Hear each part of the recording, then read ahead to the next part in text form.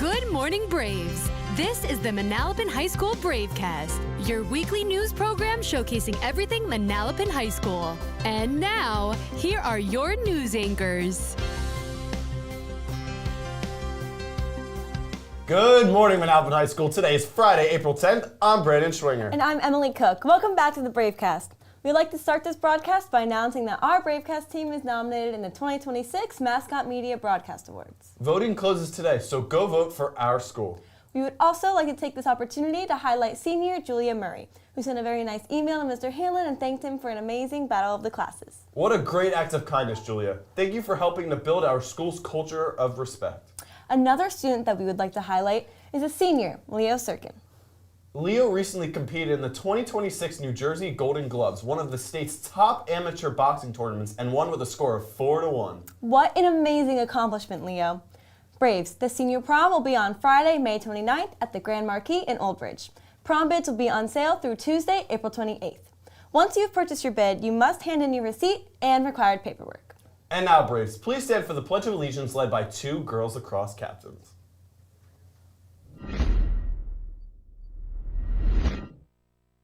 Allegiance to the flag of the United States of America and to the republic for which it stands, one nation, under God, indivisible, with liberty and justice for all. Please be seated. Braves, come out to our senior day game tomorrow at 11:30 a.m. against Middletown North.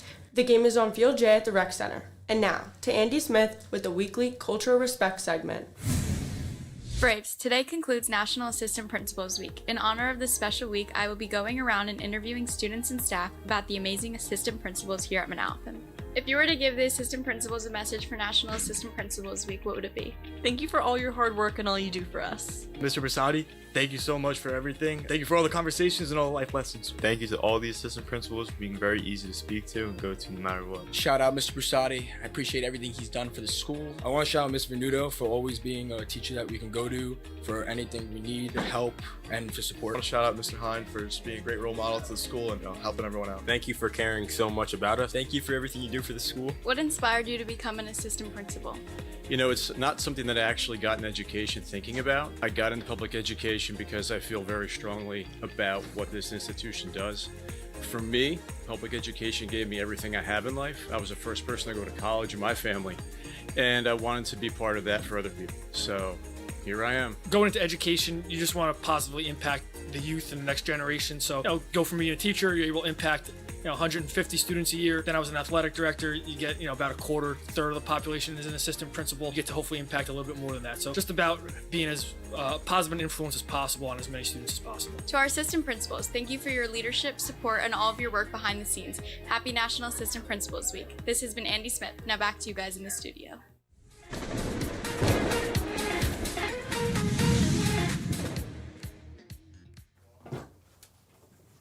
Thanks, Andy, and thank you to all of our assistant principals for all that you do here. Kayla Fox here to report your weekend weather. Now tonight, let's get ready for sunny skies with a high of 71 degrees and a low of 36 degrees. On Saturday, you can expect a high of 64 degrees and a low of 48 degrees. And on Sunday, you can expect partly cloudy skies with a high of 64 degrees and lows of 41 degrees. That's your weekend weather, Braves. Now, Bravecast anchor Jillian Mahalichik had the chance to to interview people at the Village Inn. Let's check it out. Right down the road from Manalapan High School lives the site of the Battleground Historical Society. As we approach the 250th anniversary of America, it's important to look back at the historical landmarks in our community. Can you tell us more about the Village Inn? The room we're in is one of the original sections of the building, which the first part was built for Robert Newell, a tailor, and this was his tailor shop, and then he is selling the building to Thomas Davis in 1749, and now it's a family home. And then in 1762, Thomas is selling to his son Moses this building with 1 1/20th acre lot. In 1766, he's turning it into a tavern. It's remained as a bar, a tavern, restaurant, right through to the end. And then we got the building from the estate of our last owner. So now it's our headquarters and museum. Can you tell us more about the tavern room at the Village Inn? It was a 24/7 establishment. It was basically a local meeting place because most small towns did not have a public place to meet. So there'd be sheriff sales, political meetings. Taverns were used as one-house, schoolrooms if there weren't a public school in the area. The tavern owner needed to stay in the building or very nearby because it was, like I said, a 24/7 establishment. As we approach the 250th anniversary, how can people in our community get involved? People can get involved here at the Village Inn by partaking in our tours that we have every third Sunday from 1 to 4 p.m. And we also have events planned throughout the year, but we also have another event coming up in July, which is going to be a collaboration between English Town Borough and the Village Inn to commemorate our 250th anniversary of this country. Wow, Braves, what an amazing experience it has been learning about all the history on this historical site. This has been Jillian Mahalchuk. Now back to you guys in the studio.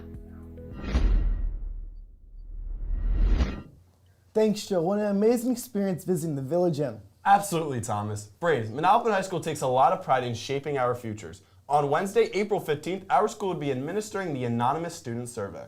The goal of this survey is to ensure all the students here at Manalapan feel supported, believed in, and then we'll have a trusted adult in this building. Braves, on April 1st, our nation celebrated Paraprofessional Appreciation Day. So thank you to Miss Carmada, Mr. Adelson, Miss Boras, and Miss McGrane. Also, Miss Kasparis, Miss DeGravina, Mr. Harrison, and Miss Theo. Your dedication to our school does not go unnoticed. We'd also like to announce the winners for this year's NGGPA raffle. Congratulations to Jillian Chang and Darius Johnson on winning a parking space of choice for next school year. Also, congratulations to Marjorie Arkile Tariki and Ibrahim Tariq on winning the $50 school store gift certificate. Before the sports report, we would like to announce that the third marking period ends next Friday. Make sure you submit all of your assignments to earn a solid marking period 3 grade. And now, Braves, this past Wednesday, outside the auditorium, Shane Klumpus and Tyler Smythe filmed the weekly Bravecast Sport Report.